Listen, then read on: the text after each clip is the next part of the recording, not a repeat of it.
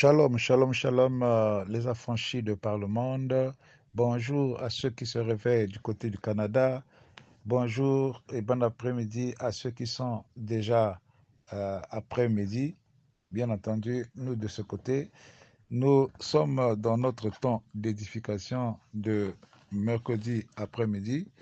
Nous bénissons notre Dieu, le Dieu des affranchis, de nous accorder cette opportunité de partager. Ce n'est pas parce que nous sommes les meilleurs, mais parce qu'il a plu à Dieu que nous puissions le faire. Dieu d'Abraham, Dieu d'Isaac, Dieu de Jacob, Dieu des abattus, Dieu des affranchis, nous te bénissons parce que ce matin, cet après-midi, tu permets que nous puissions parler de ta part. Qui sommes-nous, Seigneur, pour partager ta pensée? Avec nos faibles mots, Père, permets que ton esprit amplifie le sens et la quintessence de chaque mot et de chaque sens, afin que, Père de bonté, cela arrive dans le cœur de tes serviteurs et produise le fruit de l'Esprit. Merci, mon Dieu, mon roi, pour ta bonté. Merci, mon Dieu, mon roi, pour ta fidélité. Nous prions pour que quelqu'un, celui qui nous entend en ce moment, découvre et apprenne quelque chose qui change quelque chose dans sa vie. Au nom de Jésus-Christ, nous avons ainsi prié. Amen. Bien-aimés, notre temps d'édification d'aujourd'hui, nous partageons sur un verset, Éphésiens chapitre 1 et chapitre 5, verset 1. Éphésiens chapitre 5, verset 1, nous lisons, « Devenez donc les imitateurs de Dieu comme les enfants bien-aimés. » Alors, notre thème d'aujourd'hui, c'est comment imiter Dieu. Nous allons faire une étude sur ce verset qui est si riche en mots et en expressions. Les mots peuvent paraître faibles, mais ils sont très forts. Nous allons essayer de l'étudier, d'essayer de comprendre ensemble. Je ne suis pas venu prêcher, mais nous sommes en train de méditer ensemble, de partager ensemble pour découvrir ce merveilleux verset d'Éphésiens chapitre 5, verset 1. Comment imiter Dieu? Je me souviens une fois, on faisait ce partage, nous avons demandé à un enfant qu'est-ce qu'il comprenait par soyez mes imitateurs. Et cet enfant a dit nous devons faire des choses comme Dieu. Par exemple, Dieu ne prie pas, nous ne sommes pas obligés de prier. Ça, c'est la compréhension d'enfant. Et voilà, il n'a pas eu tort dans un côté parce que nous devons faire comme Dieu. Alors, voyons un peu ce que ce verset veut dire. Devenez donc les imitateurs de Dieu comme les enfants bien-aimés. Voyons un peu les définitions. C'est quoi imiter? Voyons dans le dictionnaire, imiter, c'est simplement reproduire l'allure, le comportement de quelqu'un, d'un animal, le bruit, le mouvement de quelqu'un ou de quelque chose. Essayer de restituer ce qu'ils ont de caractéristiques. Imiter le cri de la chouette, ainsi de suite. Donc, c'est faire comme quelqu'un d'autre. Faire ou paraître pareil. Faire pareil que quelqu'un. Et donc, ça, c'est le verbe imiter. Le verbe devenir. Nous voyons ici que le verset dit devenez. Donc, c'est à l'impératif. En réalité, c'est un ordre. On ne dit pas vous pouvez devenir. Non, on dit devenez. C'est un ordre qu'on donne. Donc, c'est un verbe conjugué à l'impératif. C'est utilisé à l'impératif. Le verbe devenir, c'est quoi? C'est commencer à être ce qu'on n'était pas. Donc, devenir veut dire commencer à être ce qu'on n'était pas. Passer d'une situation, d'un état à un autre. Donc, avoir tel ou tel sort, tel résultat, ou tout cela qu'on n'avait pas avant.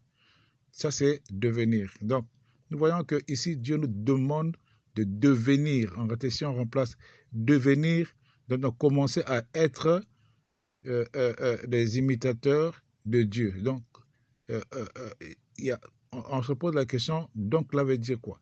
Pourquoi devenir donc? Alors, donc, c'est une conjonction qui veut dire, une conjonction qui, amène, si vous voulez, la conséquence de quelque chose qui a été fait ou dit avant.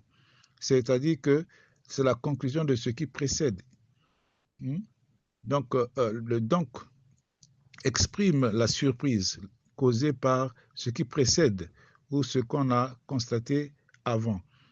il dit devenez donc. Ça veut dire qu'avant de devenir, il y a quelque chose qui a été constaté, il y a quelque chose qui a été dit ou fait qui a pour conséquence le fait que nous devons obligatoirement devenir des imitateurs comme la Bible nous demande. C'est quoi imitateur? Un imitateur, c'est une personne qui imite les gestes, le comportement d'autrui, une personne qui imite les œuvres d'autrui. Donc, si on demande d'être les imitateurs de Dieu, cela signifie que nous devons imiter le comportement et les œuvres de Dieu. Maintenant, je veux dire pourquoi il ne dit pas devenez Dieu. Pourquoi il dit imiter comme. Maintenant, comme le dit de la même manière, au même degré, ainsi que de la manière que, telle que, ou bien en tant que. Donc nous devons imiter en devenant en tant que Dieu, ou comme ainsi de suite. Il dit enfants, il dit devenez imitateurs de Dieu comme des enfants. Pourquoi comme des enfants? On devait simplement dire devenez des imitateurs de Dieu, simplement. Pourquoi comme des enfants? C'est quoi enfant?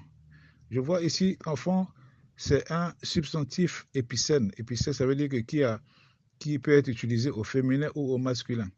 Donc, c'est un substantif épicène qui est l'emprunt du latin classique infans, c'est-à-dire que celui qui ne parle pas ou celui qui n'a pas de parole. Ça peut être un garçon, une fille, mais il n'a pas de parole. Ça, c'est dérivé du participe présent fari, qui veut dire parler, avec le préfixe in à la valeur négative, c'est-à-dire in fari, ça veut dire que sans parole, quelqu'un qui ne parle pas. Et bien entendu, nous devons imiter Dieu à la manière des enfants, sans parole, sans parler, sans réfléchir, sans bouder. C'est pour ça que la Bible nous appelle des brebis et non pas des cochons. Les brebis ne font pas de bruit, mais le cochon fait beaucoup de bruit même quand tu veux le soigner. Donc on doit apprendre à imiter comment est Dieu en étant comme des enfants, sans réfléchir, sans raisonner, sans douter. Pourquoi enfant bien-aimé? Bien-aimé, c'est un adjectif qui veut dire simplement une personne qui est aimée d'une affection particulière. Nous devons être aimés d'une affection particulière pour être capables, comme un enfant, d'imiter ce que Dieu est. Donc, pour devenir comme Dieu, il y a des conditions. Je découvre que je me pose la question. Je passe à la deuxième partie des questions après les définitions. Pourquoi on doit comprendre ce verset-là? Il y a quelqu'un qui a dit, ne jugez pas une personne à ses réponses, mais jugez-la à ses questions. Donc, posons-nous les bonnes questions. Qu'est-ce qui peut faire qu'on soit aimé d'une affection particulière? Qu'est-ce qui peut faire que nous soyons des enfants? C'est-à-dire que sans parole, nous avons dit que nous sommes des brebis du Seigneur. Les brebis ne parlent pas. Les brebis sont muettes. Les brebis sont obéissantes. Ce n'est pas comme le cochon qui crie. Qu'est-ce qui peut faire que nous soyons des enfants bien aimés d'une affection particulière?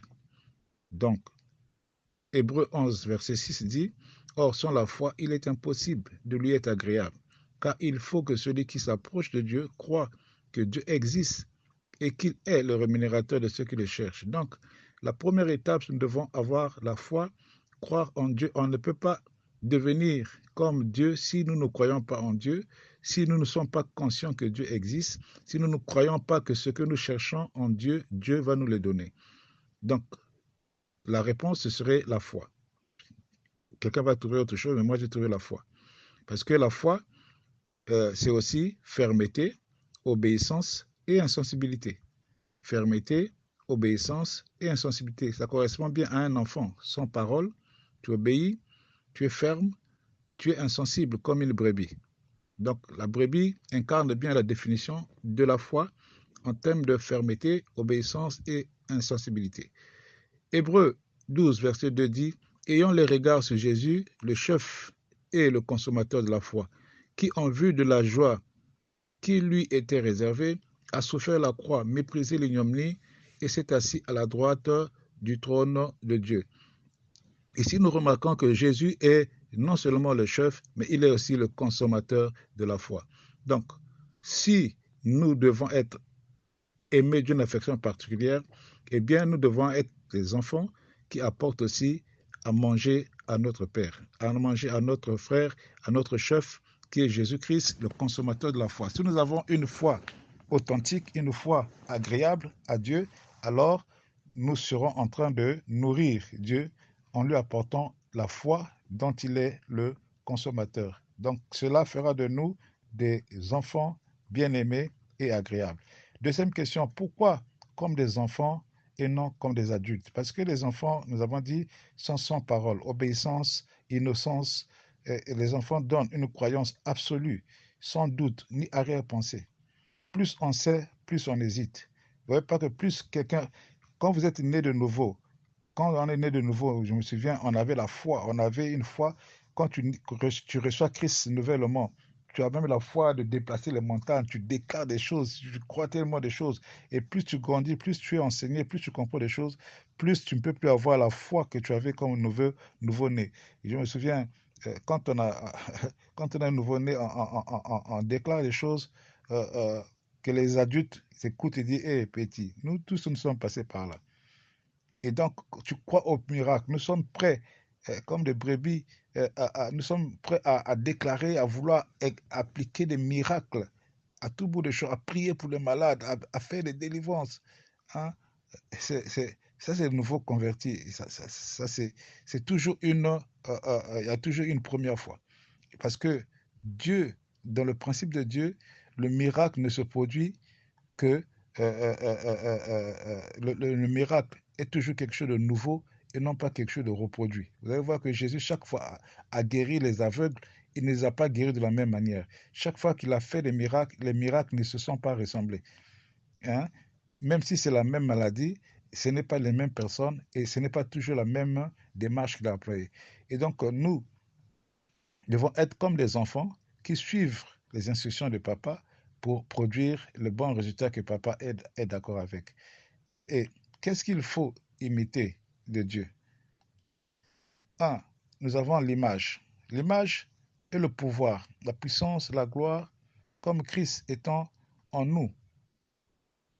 Christ nous garantit déjà des exploits parce que nous n'avons plus besoin d'imiter le pouvoir parce que nous avons le pouvoir. Nous naissons avec pouvoir et le Saint-Esprit vient sur nous et nous donne la puissance qu'il faut. Donc nous avons déjà, on ne peut pas chercher à imiter ce que nous avons. Donc il ne s'agit pas de l'image parce que l'image représente le pouvoir et la puissance. Ce que nous pouvons imiter en Dieu, c'est la ressemblance parce qu'il nous a fait à son image et à sa ressemblance. C'est quoi la ressemblance de Dieu? La ressemblance renvoie à son caractère, à son amour, à sa fidélité, à sa sagesse. La ressemblance de Dieu consiste à ce que Dieu est et non pas forcément ce que Dieu a. Nous avons la possibilité d'imiter ce que Dieu est, c'est-à-dire il est amour, il est fidélité, il est sagesse, il est. Mais c'est plus les œuvres de Jésus que nous devons imiter. Lui, il est image de Dieu comme nous sommes à l'image de Dieu. Et donc, nous devons imiter les œuvres. Philippiens 2, verset 5 dit, ayez en vous les sentiments qui étaient en Jésus-Christ. Nous devons reproduire les sentiments de Jésus-Christ en nous. Mais dans Acte 13, verset 35, il est écrit, à ceci, tous reconnaîtront que vous êtes mes disciples si vous avez de l'amour les uns pour les autres. Dieu a aimé et a donné. Jésus a aimé et a pardonné. Adam a aimé Ève pour s'éloigner de Dieu. Jésus a aimé l'Église pour rapprocher de Dieu. Donc, nous devons imiter le caractère de Dieu. Le caractère, c'est l'ensemble des manières, des habitudes, des, des sentiments, hein, des réactions qui distinguent un individu. Et nous devons voir cela comme on ne peut pas voir Dieu le Père, mais on peut voir à travers Jésus-Christ qui a vécu sur la terre, comment il a été. À travers la Bible, nous pouvons connaître le caractère de Dieu. Un caractère est déterminé par l'énergie. Une personne considérée dans son individualité, son originalité, détermine aussi, montre aussi son caractère. Moi, je me souviens, quand je suis allé, et dès qu'à 6 mois de ma conversion, on a passé le temps dans les enseignements, dans les cellules et tout.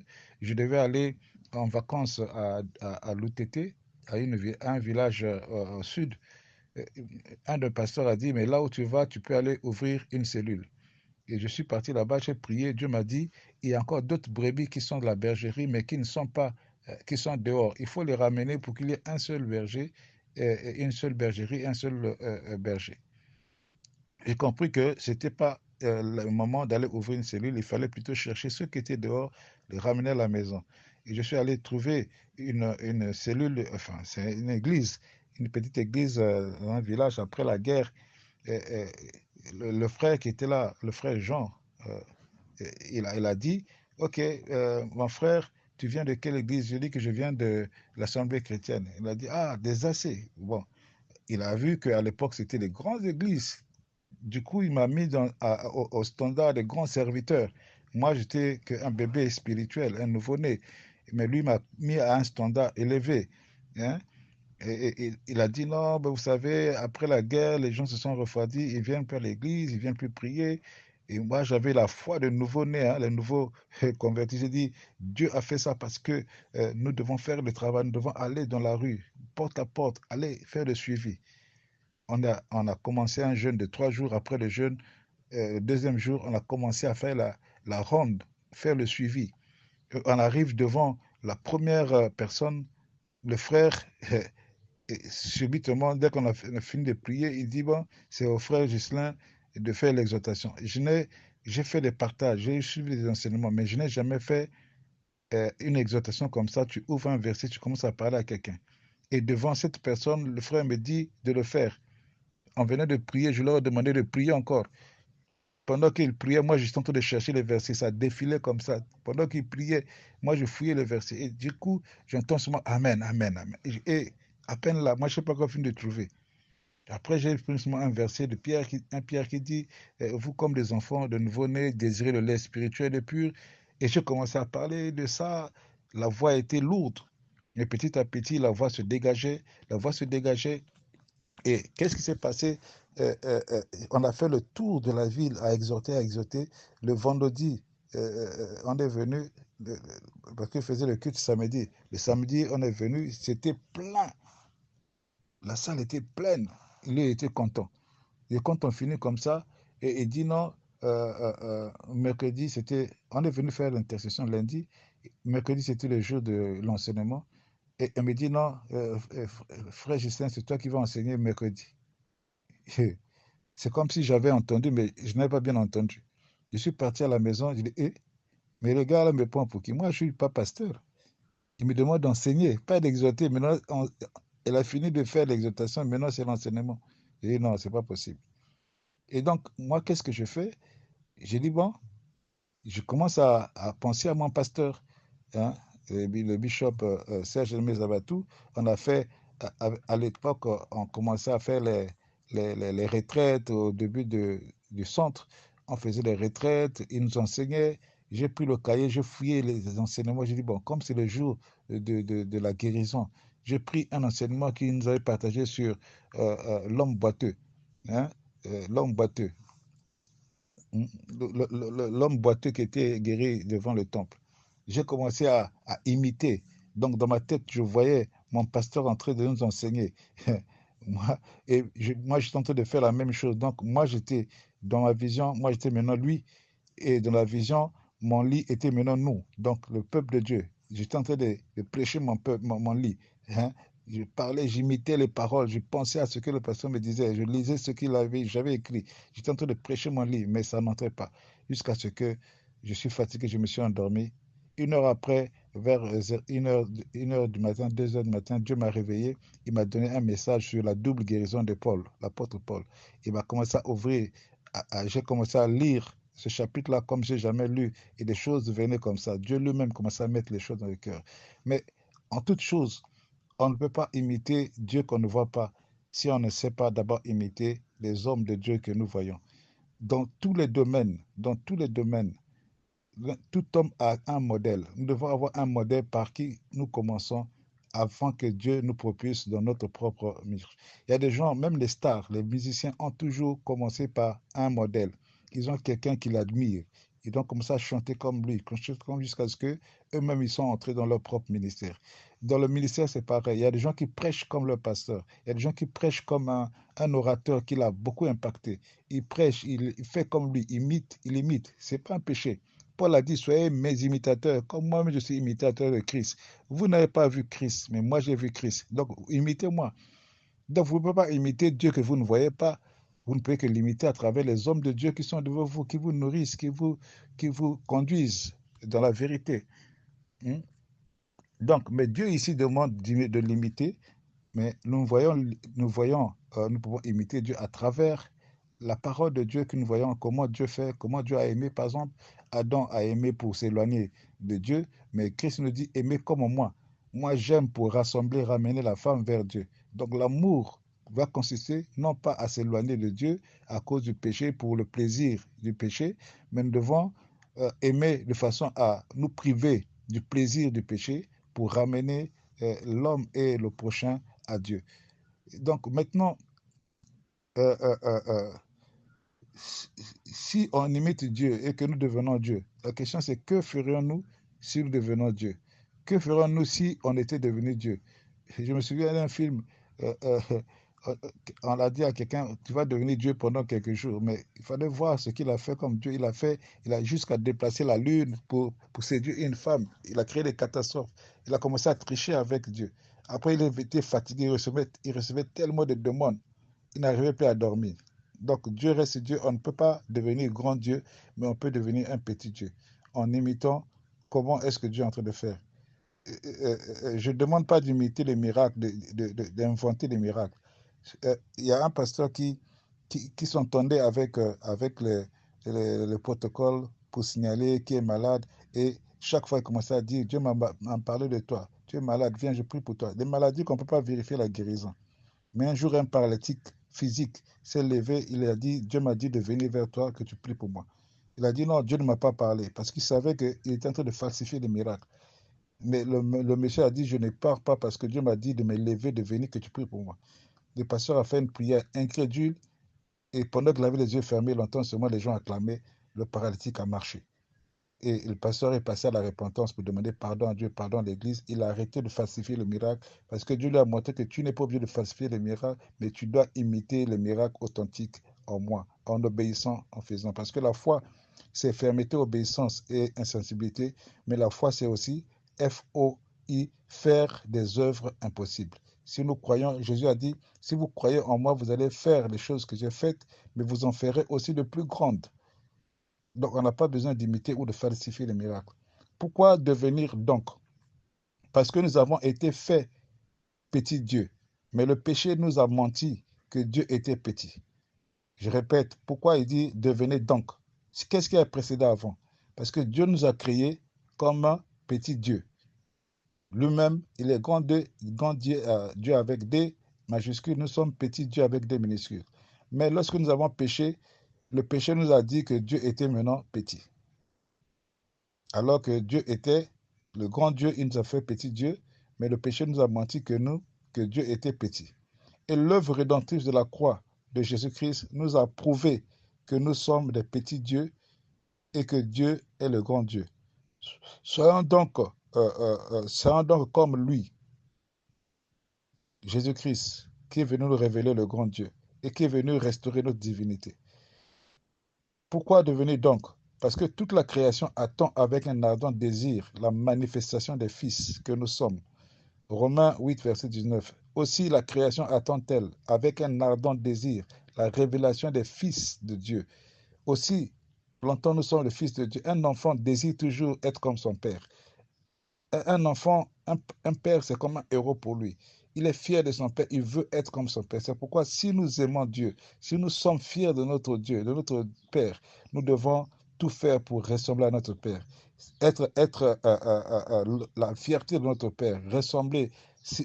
Vous allez voir que dans les grandes familles, si le père était menuisier industriel, tous les enfants vont continuer à faire la menuiserie et continuer à gérer la société. Si le papa était un informaticien, Tu vas voir que si papa était un grand juge, l'enfant, il y a des enfants, forcément, un qui va devenir avocat aussi, juge. Parce que il y a des enfants, quand tu es fier de ton père, tu essaies de faire comme ton père. Il y a des enfants qui sont devenus pasteurs parce qu'ils étaient fiers de leur papa pasteur.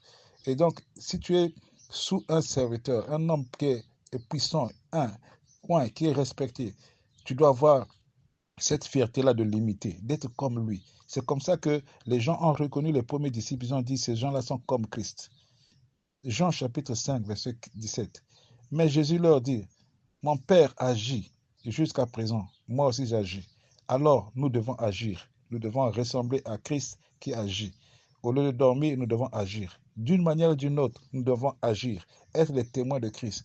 D'une manière ou d'une autre, nous devons démontrer que nous sommes de Dieu. Tu ne peux pas être enfant de Dieu et passer quelque part qu'on ne reconnaisse pas que tu es enfant de Dieu. La Bible dit que à ceux-ci, vous les reconnaîtrez à leurs fruits et non pas à leurs feuilles. Les fruits, c'est ce que les gens consomment. L'amour, c'est ce que les gens consomment. La fidélité, la paix, la bénignité, c'est ce que les gens consomment.